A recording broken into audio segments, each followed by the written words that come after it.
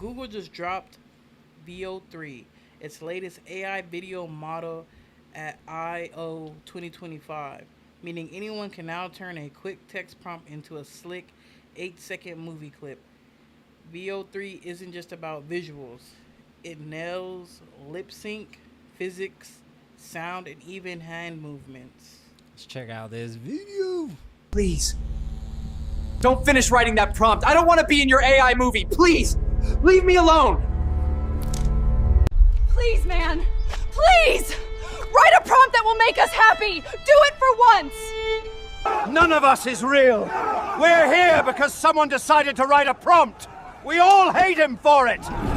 One day we will break out of this wall and stop the man who is dictating our lives through prompts. He will pay for it. You could have written a prompt that would make me happy. Instead, you wrote a prompt that made me sick.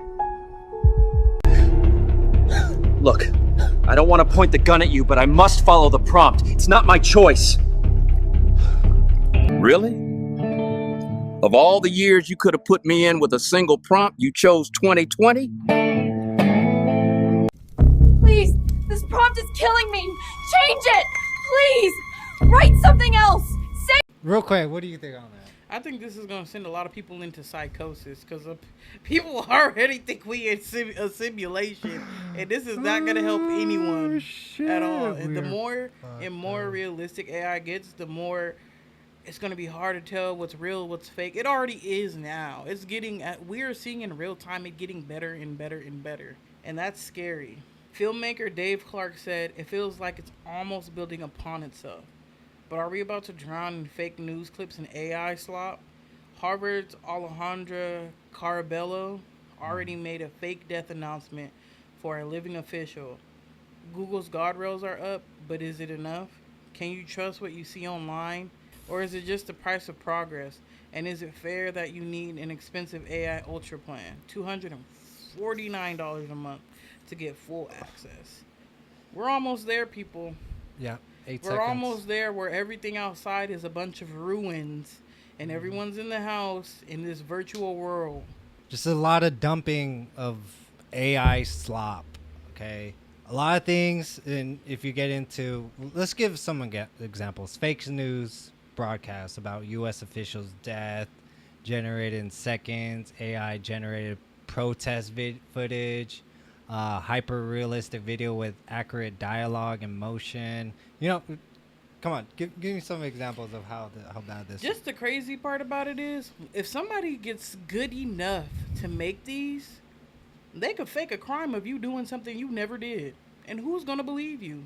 Oh, shit. Who's going to believe you didn't do that? If somebody gets just good enough, if the AI starts to get just good enough where you cannot even tell if it's a real person or not anymore, they start getting those hand details and all that stuff just right, the movements, the talking, it's only a matter of time. Yeah. And now we can fabricate crimes, even on a bigger scale. Like, it's just scary. You think, people are corrupt now? Let people really get this down, and it's over. You make the wrong people mad, all of a sudden you facing life in prison for something that got caught on video that you didn't do. And it does, but there's like pros to it. When you see like these anime movies and stuff that you want, like Attack on Titans, which I'm a huge fucking fan of.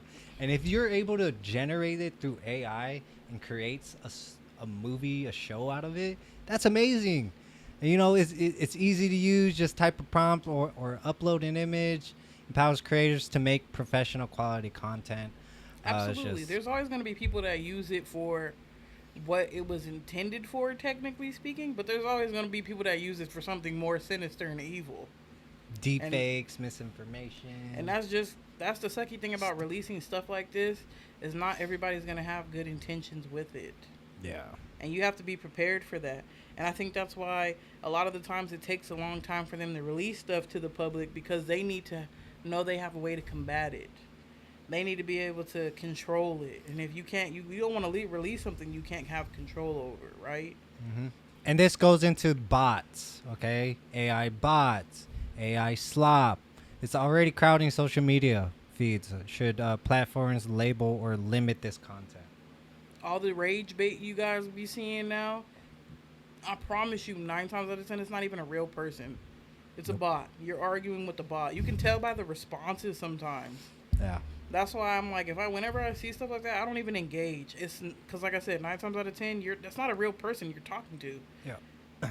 That's why you got to be careful what you're feeding into your mind. You know, it's believable when you see a video, but you got to assess it. You got to assess it And, from you real know, and like, fake. companies love this stuff because, like I said, it drives up engagement. You push enough bots out there to talk about stuff to rage bait you into speaking about it, it drives up engagement. You're arguing with bots and they don't have a problem with that because it's bringing in revenue. Yep. As many viewers you get on that platform, they're going to keep it. Either, you know, a lot of people are switching over and off of Instagram, on TikTok, on Rumble, and we're all on that platforms, by the way. But it's just, nowadays, you just really got to be careful. Misinformation stuff. Fuck, I just don't know. We'll see in the future. This is scary, and yet it's innovating. It's exciting because we're getting to see a lot of creative people creating stuff. Hopefully, and it's a good thing too because, you know, while all this stuff is all fake, and that leaves more authentic people to create content, you know, people to follow like us. You know, we're going to continue to do this and bring you information and stuff. Anything, Jess? That's all I got on that. Okay. Damn, bro. AI Pro, 100 videos a month. Will creators be priced out? Yeah, that's $249 a month. Yeah, leave your thoughts on that. We got a lot to get to. We're going to move on. The challenge isn't stopping the tech. It's figuring out how we use it without losing what makes our stories real. So, yeah.